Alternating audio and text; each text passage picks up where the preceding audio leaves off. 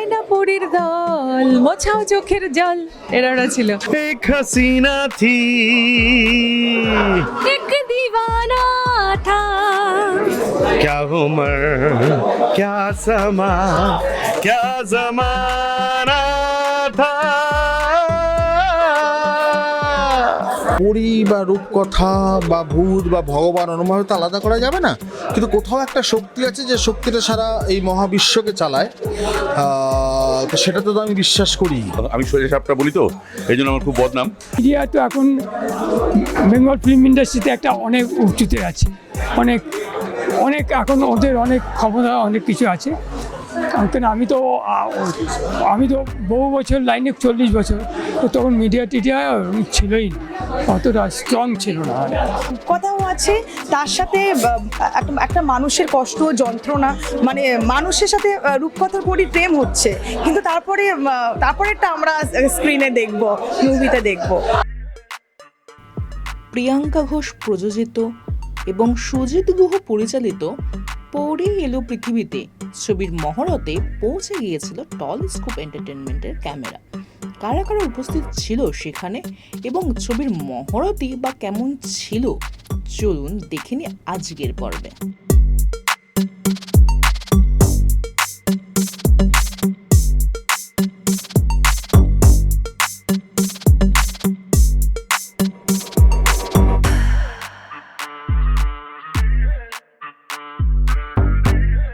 ভাবনাটা এরকমভাবে এলো তার কারণ হচ্ছে আমি প্রচণ্ড গাইডেন্স যারা এঞ্জেলস থাকে তাদের খুব মানি।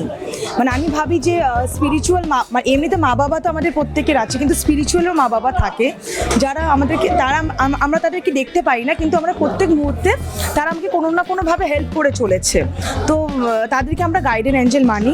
আমি তাদেরকেই এটা ডেডিকেটেড করেই মুভিটা বানাতে চাইছি। আমি যখন স্টোরিটা লিখছিলাম তখন ঋতুপর্ণা সেনগুপ্তের কথা মনে পড়েছিল যে গাইডেন এঞ্জেলস হিসাবে একদম মানে অন্য গ্রহ থেকে আসছে পৃথিবীকে নানান দুর্যোগ থেকে বিপদ থেকে রক্ষা করার জন্য। একদম সম্পূর্ণ হিরোইন ওরিয়েন্টেড গল্প মুভি, পুরোটাই ঋতুদিকে নিয়ে গল্প। রূপকথা নিয়ে কথা না, রূপকথাও আছে তার সাথে একটা মানুষের কষ্ট যন্ত্রণা, মানে মানুষের সাথে রূপকথার পরই প্রেম হচ্ছে, কিন্তু তারপরেরটা আমরা স্ক্রিনে দেখব, মুভিতে দেখব। প্রথম কাজ হতে চলেছে, প্রডিউস করছি আমি প্রথম, কিন্তু আমি অ্যাজ এ অ্যাক্ট্রেস হিসেবে মেনলি হিরোইন আমি অনেক ছবি করেছি, প্রডিউস করছি। কতটা টেনশন হচ্ছে? টেনশন তো হচ্ছেই, কিন্তু জানি হ্যাঁ এত বড় বড় সব স্টার কাস্টরা আছে, সবাই যে যার চরিত্রে খুব ভালো অভিনয় করে আমাকে আসবে। পরী এলো পৃথিবীতে, একটু বলো। এই তো পরী এলো পৃথিবীতে। হ্যাঁ, আপাতত পৃথিবীতে আমরা থাকি না, তাই এই পৃথিবীতে যখন থাকি না এখন পরীকে নিয়ে আসছি এই পৃথিবীতে, এই গানে গানে নিয়ে আসছি, ছন্দে ছন্দে নিয়ে আসছি। না সত্যি জোকস অ্যাপার্ট, পরী এলো পৃথিবীতে এটা একটা জেনারেলি একটা কমেডি ছবি হয়, অ্যাকশন থ্রিলার্স হয়, বা ধরো romantic out and out romantic movie হয়। এটা একটু হাটকে, একটু out of this world. So এখানে মিউজিক করতে একটু মজা হবে, বিকজ প্রডিউসার ডিরেক্টরের ওদের চাহিদাটাই আমাদের কাছে একটু অন্যরকম, একটু আউট অফ দিস ওয়ার্ল্ড, একটু ফ্যান্টাসি। তো সেটা এটা ভালো ভালো বাংলাতে একটু ঘুম পাড়ানোর বা ঘুম ভাঙানোর গান কম আছে। আমি যা ঘুমোই সারাদিন, আমার সারাক্ষণ সবসময় পড়ি থাকে। বা এই পরীকে সামলাতে যা করি, তুমি বলছো যা করি এই পরীকে সামলাতে, সেটা আর বলা যাবে না। সাপোর্ট করি তাকে, তুমি সবসময় কেন বলছো? নিশ্চয়ই কখনো কখনো প্রেমে পড়ি, কখনো কখনো এমনি পড়ি। আমি তো ঘুমিয়ে পড়ি।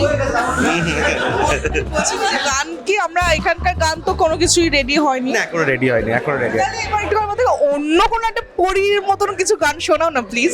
এই রে অন্য পরীর एक हसीना वो भी तो बनी है। হ্যাঁ, एक हसीना थी एक दीवाना था क्या उम्र क्या समा क्या जमाना था।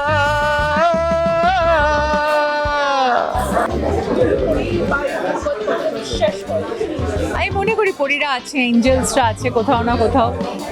তারা এসে আমি ইনফ্যাক্ট একটা ছবি, মানে এখন স্কুলে ছিলাম তখন আমরা একটা ছোট্ট অনুষ্ঠান করেছিলাম, সেখানে একটা গান ছিল আমরা একটা পারফরমেন্স করেছিলাম যে মানে এসো পরীর দল মোছাও চোখের জল। তো হ্যাঁ, আয়না পরীর দল মোছাও চোখের জল, এরা ছিল। তো ওই জন্য আমার মনে হয় যে পরীরা কোথাও না কোথাও আছে, যারা এসে আমাদের দুঃখ ঘোচায়, আমাদের উইশ ফুলফিল করে। তাই এঞ্জেলসরা কোথাও না কোথাও ঘুরে বেড়ায়। আমার রিয়াকশনটা খুব ভালো হয়েছিল, তবে এখন আরেকটু ওরা ডেভেলপ করছে সব কিছু।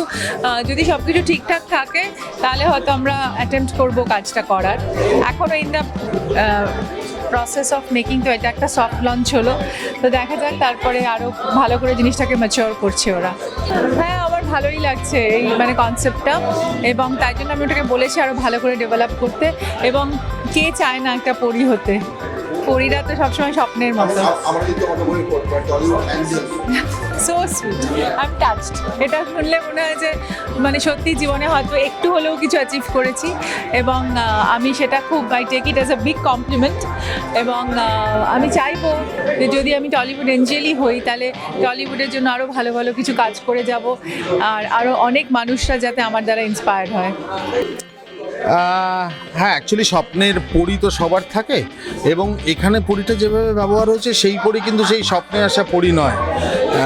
যে কোনো মানুষের জীবনে কোথাও একটা কোনো শক্তি থাকে, যে শক্তিটা তার সমস্ত ভালো এবং খারাপ সময় তার কাছে আসে এবং তাকে সঠিক পথ দেখায়।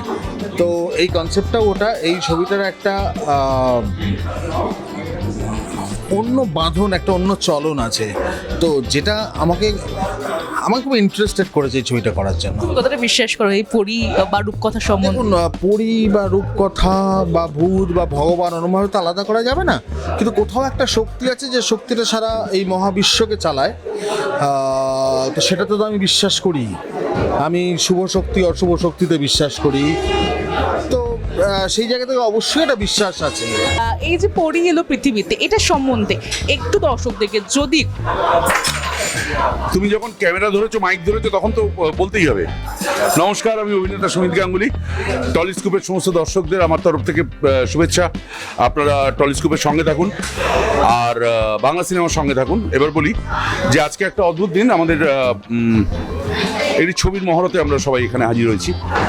এখানে যিনি এখন মাইক ধরে আছেন তিনি একদম পরিষ্কার বলি অনেক লেটে এসছেন, কেননা তিনি প্রচণ্ড ব্যস্ত ছিলেন।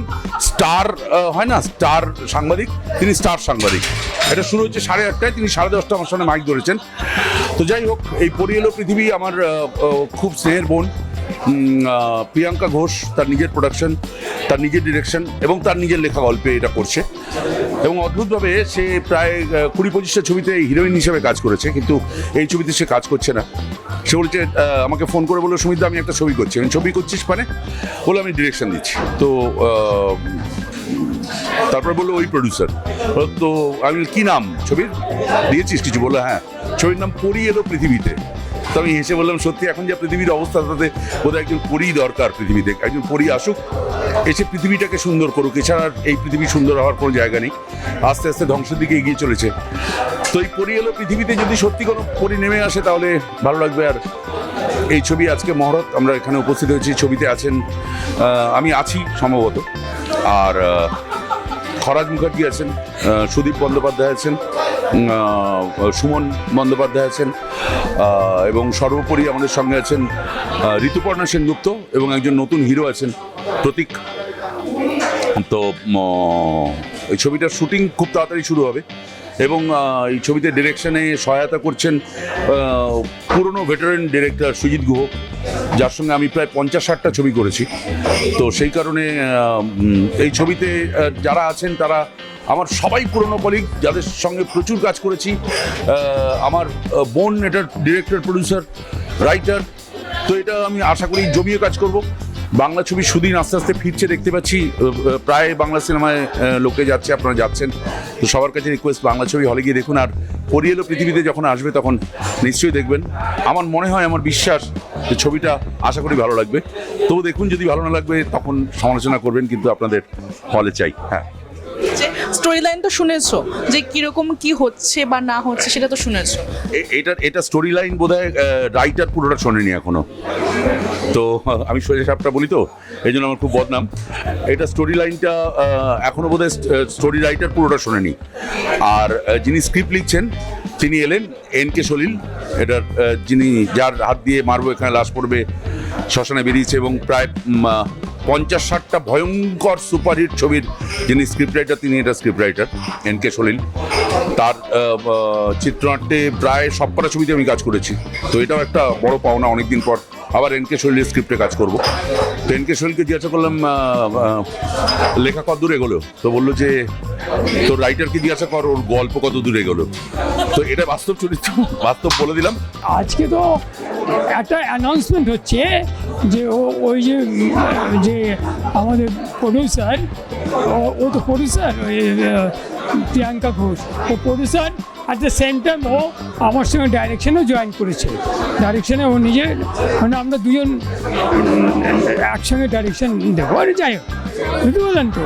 তো ও করতো আগে, হিরোইন হিসেবে কাজ করেছে, কয়েকটা ছবি করে দিল্লি চলে গেছে না, তো এখন ও যে একটা সাহস নিয়ে প্রযোজনা করছে, হ্যাঁ, তা সেটাই আর কি আমরা মিডিয়াকে বলতে চাই। বলেছি আমি যে মিডিয়া তো এখন বেঙ্গল ফিল্ম ইন্ডাস্ট্রিতে একটা অনেক উঁচুতে আছে, অনেক অনেক এখন ওদের অনেক ক্ষমতা, অনেক কিছু আছে। কারণ আমি তো বহু বছর লাইনে, 40 বছর, তো তখন মিডিয়া টিডিয়া ছিলই না, অতটা স্ট্রং ছিল না। এখন তো অনেক স্ট্রং হতে পজিশন, ওরা একটা জায়গা করে নিয়েছে পুরো ইন্ডাস্ট্রিতে। যাই হোক গে, সেটা ভালোই। কথাটা হচ্ছে সেটাই আমি বলতে চাই ওদের, আমার এখানে একটাই, যে প্রিয়াঙ্কা ঘোষ যে একটা ছবি, কনিষ্ঠতম একজন মেয়ে, যে একটা ছবি সে নিয়ে সাহস নিয়ে, হ্যাঁ, নিয়ে ছবিটা প্রযোজনা করছে আর কি। সেটাই আমি বলবো যে আপনারা ওকে শুভেচ্ছা, আপনাদের শুভেচ্ছা, ভালোবাসা, এবং আপনারা একটু উৎসাহ দিন ওকে, একটু যাতে ও একটু সাহস দিন, যাতে ও কাজটা সুস্থভাবে করতে পারে। আপনার হাত ধরে অনেক ছবি আমরা দেখেছি, অমর সঙ্গে থেকে শুরু করে ফুলবানানা থেকে শুরু করে অনেক ছবি। একটা প্রশ্ন, যে এই ছবিও কি সেই দিনকার মতন হতে চলেছে, নাকি বর্তমান মানুষের ভাবনা চিন্তা নিয়ে এরকম ধরেছে? হ্যাঁ, এটা নতুনত্ব আছে, একদম নতুনত্ব। কেমন লাগলো এই পর্বটি অবশ্যই জানাতে ভুলবেন না। কোথায় থেকে দেখছেন সেটাও আমাদের জানাবেন, তাহলে আমরা বুঝতে পারবো কত দূর আমরা পৌঁছতে পারলাম। দর্শকদের কাছে আমাদের বিনীত অনুরোধ, আমাদের চ্যানেলটি সাবস্ক্রাইব করুন এবং পাশে থাকা বেল আইকনটি প্রেস করে অল নোটিফিকেশন অন করে রাখুন। আমাদের ফেসবুক এবং ইনস্টাগ্রামে ফলো করে রাখুন, যাতে আপনাদের কাছে সবার আগে আমরা পৌঁছে যেতে পারি খুব দ্রুত। পর্বটি আপনাদের ভালো লেগে থাকলে লাইক, কমেন্ট এবং শেয়ার করতে ভুলবেন না, তবেই আমাদের প্রচেষ্টা সার্থক হবে।